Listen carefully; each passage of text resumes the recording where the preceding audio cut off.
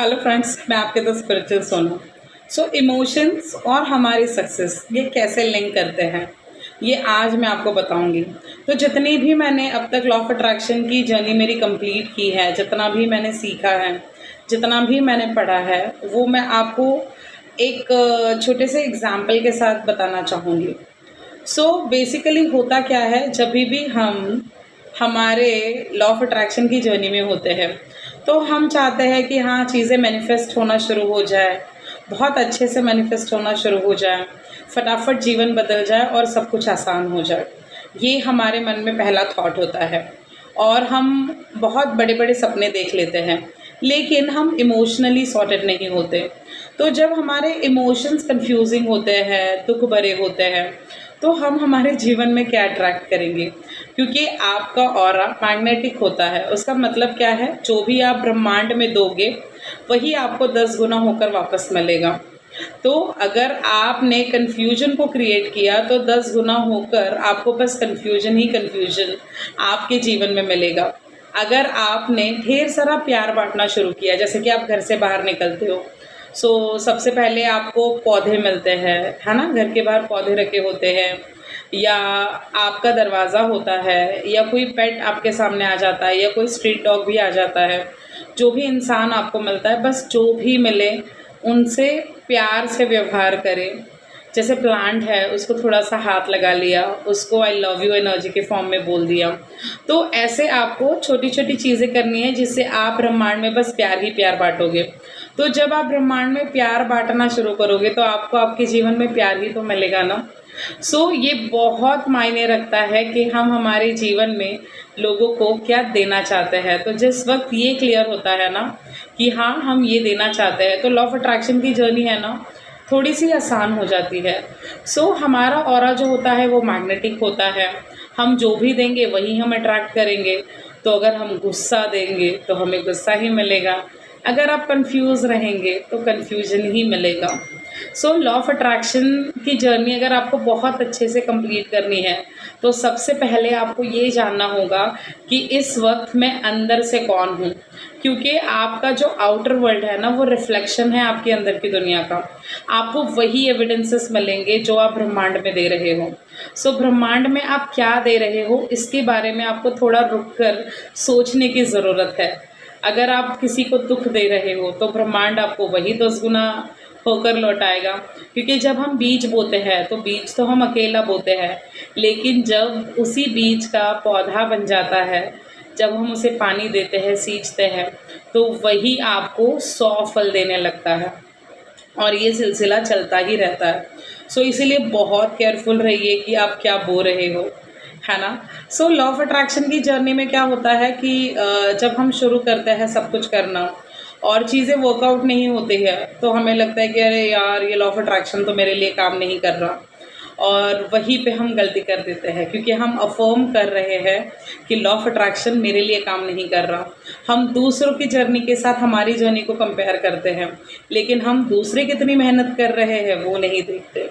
तो सबसे पहला सवाल तो आपका ये होना चाहिए कि क्या आप टाइम टू टाइम मेडिटेशन करते हो, क्या आप टाइम टू टाइम रीडिंग करते हो। क्योंकि अब समझिए, मैंने आधा घंटा 1 घंटा लॉ ऑफ अट्रैक्शन की प्रैक्टिस तो कर ली, बट बाकी के घंटे में लगी पड़ी हूँ बस बैचिंग करने में, मोबाइल में रील स्क्रॉल करने में।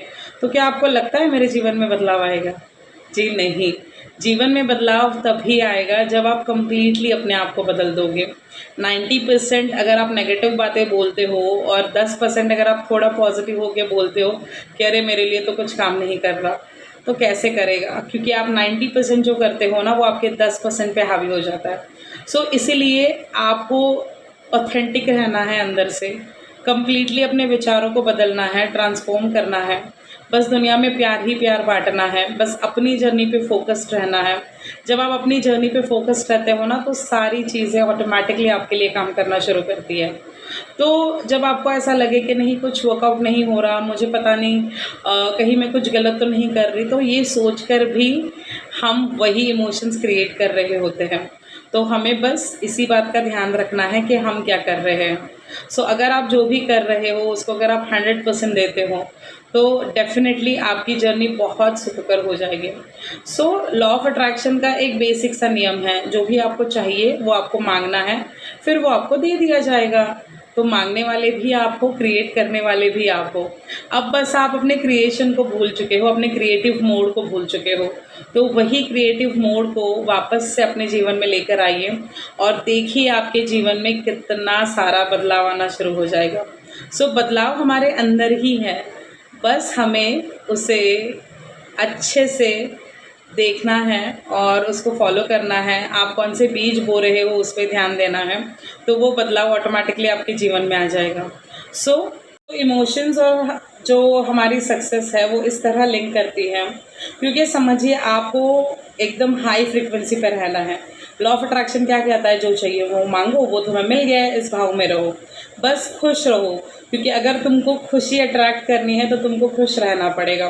आप जो मांग रहे हो वो खुशियों वाली चीज़ है, लेकिन आपके विचारों में और आपके शरीर के हाल चाल में, यानी जैसे ऐसे बैठना, जैसे दुनिया भर का टेंशन हमें ही है, या गलत लोगों के बीच में रहना और हम ये कहते कि अरे कुछ चीज़ें काम नहीं कर रही हैं।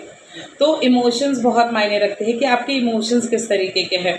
तो इमोशंस जो होते हैं ना, अगर वो दिल से अच्छे नहीं हैं, अगर आपको किसी को देख के बहुत हेटरेट फील हो रहा है, आपको गुस्सा आ रहा है, आपको उसको देख के ईर्ष्या आ रही है कि उसका सारा काम हो रहा है, मेरा काम नहीं हो रहा है, तो आप वही अपने जीवन में अट्रैक्ट करोगे। आप कितनी भी बड़ी और अच्छी जर्नी में हो, एक बंदा आता है आपको 2 बात सुना के चला जाता है और आप 4 दिन तक उसी बात को याद करके सोच रहे होते हो, अरे ये मुझे क्यों बोलकर चला गया, क्या हो गया, कैसे हुआ, और ये होता कौन है मुझे बोलने वाला, चलो मैं इसको एक्सप्लेनेशन देती हूँ। फिर हम उसे एक्सप्लेनेशन देने के पीछे पड़ जाते हैं।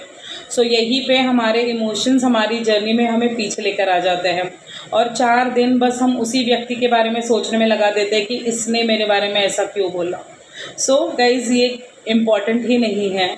अगर आपने आपके इमोशंस को बैलेंस किया, अगर आपने उसको एज अ सोल के रूप में देखा और आपने अगर उसे माफ़ कर दिया, तो ट्रस्ट मी आपकी जर्नी बहुत अच्छे से आप पूरी कर पाओगे। लेकिन अगर आप उस इमोशंस के जाल में फंस गए, आपने उसको एज अ कैरेक्टर देख लिया, एज अ कैरेक्टर यानी आपके जीवन का भाई ये तो बहुत बड़ा इंसान है, और अगर आपने उसको अपने जीवन का हिस्सा मान लिया और अगर आप रूठ गए, आप गुस्सा हो गए, तो समझ लेना वही होगा कि आप उसी इमोशंस में अपने 1 दिन, 2 दिन, 3 दिन, 4 दिन ख़राब कर दोगे। लेकिन एज अ सोल अगर आपने उस इंसान को माफ़ कर दिया, ये सोचा कि अरे वो तो उसका कैरेक्टर निभा रहा है ना, उसका तो वो स्क्रिप्ट में लिखा है कि उसको मुझ पे गुस्सा करना है, फिर मुझे बैड फील होगा, फिर मैं अपनी जर्नी में आगे बढ़ूँगी। तो अगर हम थोड़ा सा हमारे इमोशंस पे ध्यान देते हैं तो सारी चीज़ें आपके लिए काम करना शुरू हो जाती है। तो अगर आपको अपने जीवन में बहुत कुछ करना है तो अपने इमोशंस को मास्टर करें। जब आप अपने इमोशन को मास्टर करते हैं ना, ट्रस्ट मी, सारी चीज़ें आपके लिए काम करना शुरू हो जाती हैं। वरना हम देख रहे हैं कि हम 1-1 घंटा बैठ कर लिख रहे हैं, अरे मैम मैंने तो बहुत अच्छे मूड से लिखा था, बट ये मेरी चीज़ अब तक क्यों पूरी नहीं हुई।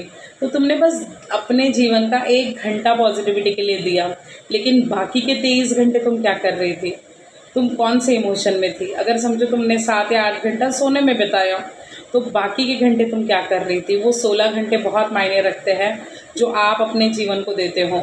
तो उसमें आपको पॉजिटिव सेल्फ टॉक जो है, जो हम अंदर ही अंदर बात करते हैं, उसको पॉजिटिव रखना है। लोग अगर आपके साथ कुछ भी गलत कर रहे हैं, उनको एक सोल या आत्मा समझ के फॉरगिव कर देना है, उनको लेकर नहीं बैठना है। क्योंकि जब आप उनसे कनेक्ट होते हो तो आप जाने अनजाने में अपनी अच्छी एनर्जी उस सोल के साथ शेयर कर रहे हो। तो आप इतना घंटों मेडिटेशन करते हो, उस बंदे को अपनी एनर्जी शेयर कर देते हो, तो ऐसे इमोशंस का क्या फ़ायदा जो आपको वही घुमा रहा है। सो इमोशन से बाहर निकलिए, लॉ ऑफ अट्रैक्शन को फुल्ली अपने जीवन में फ्लो होने दीजिए, देखिए मैजिक होकर ही रहेगा। सो इमोशंस जो है वो आप ही को बैलेंस करने पड़ेंगे, क्योंकि वो आप ही के अंदर जनरेट हो रहे हैं। उसके लिए ऐसा नहीं है कि ये दवाई मिल गई और वो दवाई आपने खा ली और सब ठीक हो गया।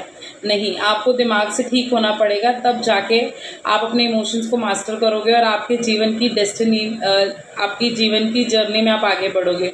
और डेस्टिनेशन जो है वो ऑलरेडी हमारी डिसाइडेड है कि हाँ हमें यहाँ पहुँचना है, लेकिन ये भी सोचना होगा कि किस इमोशंस के साथ पहुँचना है। तो हमेशा आपको अपलिफ्टेड फील होना चाहिए, हाई वाइब्रेशंस फील होने चाहिए। उसके लिए अच्छे गाने सुनिए, आपकी सोल को अच्छी किताबों की ज़रूरत है तो अच्छा कंटेंट पढ़िए, अच्छे लोगों के संगत में रहिए। है ना। तो देखिए ऑटोमेटिकली आप अपने इमोशंस को मास्टर कर जाओगे। तो जब आपने अपने इमोशंस को मास्टर कर लिया ना, तो पूरी सक्सेस आप ही की होगी, क्योंकि आपके इमोशंस बहुत मायने रखते हैं कि आपका सक्सेसफुल जीवन कैसा होगा। क्योंकि इमोशंस हमें उलझाकर वही घुमा रहे हैं। आप सोचिए ना, किसी रिश्ते में वही होता रहता है जो हर 2 महीने बाद हो रहा है, तो उस सर्कल को आपको रोकना ही पड़ेगा। जैसे समझिए कि एक रिलेशनशिप है, वो बस चले जा रहा है, फिर यहाँ आ गए झगड़ा, फिर 2 दिन बाद मना लिया एक दूसरे को, फिर से झगड़ा, फिर झगड़ा हो गया, फिर से मना लिया, फिर से झगड़ा आगे जाके, तो ये सर्कल कभी ख़त्म नहीं होगा। लेकिन अगर आपने इमोशंस को कंट्रोल कर लिया, तो आप इस सर्कल से बाहर निकलकर वही एनर्जी जो आप वो झगड़ा सॉल्व करने के लिए लगा रहे हो, जो अनवांटेड है, वो अपनी ग्रोथ पे लगा सकते हो। सो सही जगह अपनी एनर्जी दीजिए, बहुत अच्छे से काम करिए अपने आप पे, इमोशंस में मत उलझिए, क्योंकि ये रिश्ते यही रह जाएंगे। आप जब ऊपर जाओगे ना, तो परमेश्वर ये नहीं पूछेगा कि अरे उसके साथ तुम्हारा झगड़ा था, सॉर्ट आउट हुआ। परमेश्वर पूछेगा आपने अपने आप पे कितना काम किया। तो बस इस सवाल के लिए तैयार रहिए। तो मिलते हैं अगले वीडियो में, तब तक के लिए बाय। चैनल पे नए हो तो सब्सक्राइब ज़रूर करना। अगर ये वीडियो पसंद आया है तो अपने दोस्तों और फैमिली के साथ शेयर ज़रूर करना, क्योंकि जो आप ब्रह्मांड में दोगे वो आपको वापस मिलेगा। So till the time, bye bye.